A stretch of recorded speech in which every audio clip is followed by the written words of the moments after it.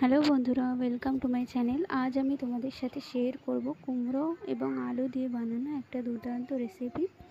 এই রেসিপিটা রান্না করার জন্য আমি এখানে কুমড়ো আর আলুটাকে ছোট ছোট করে কেটে নিয়েছি। আর এই রান্নাটা করার জন্য কিন্তু বেশি করতে কিন্তু সময় লাগে না, খুব তাড়াতাড়ি হয়ে যায়। আর এখানে নিয়ে নিয়েছি কাঁচা লঙ্কা তিনটে থেকে চারটে কেটে নিয়েছি। আর ফোড়নের জন্য নিয়েছি এখানে ফোড়ন, শুকনো লঙ্কা আর নিয়েছি তেজপাতা। এবার রান্নাটা করার জন্য আমি এখানে কড়াই বসিয়ে দিয়েছি।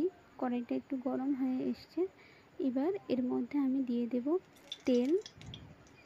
তেলটা দিয়ে দিয়েছি। তেলটা গরম হয়ে এলে এর মধ্যে এবার আমি দিয়ে দেব ফোড়নের জন্য যে তেজপাতা, শুকনো লঙ্কা, পাঁচফোড়ন, ওটা এখানে দিয়ে দিয়েছি।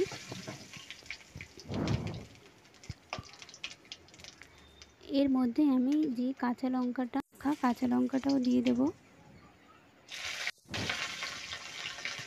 এবার এর মধ্যে দিয়ে দেব কেটে রাখা কুমড়ো আর আলু, দিয়ে এটাকে কিন্তু নাড়তে থাকতে হবে। এবার এর মধ্যে দিয়ে দেব অল্প একটু লবণ আর দিয়ে দেব হলুদ।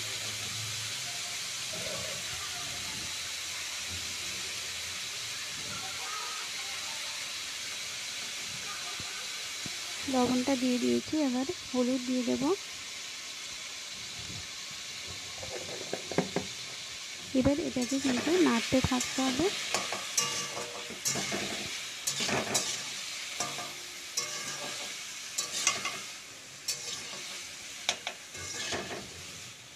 যতক্ষণে এটা ভালোভাবে ভাজা হয়ে যাচ্ছে, এর মধ্যে এবার দিয়ে দেব অল্প একটু জল। এই রান্নাটায় কিন্তু বেশি জল দেব না, একদম অল্প জল দিয়ে কিন্তু রান্নাটা হবে। মানে সেদ্ধ করার জন্য যেটুকু তোমার জল লাগবে সেটুকুই দেবে।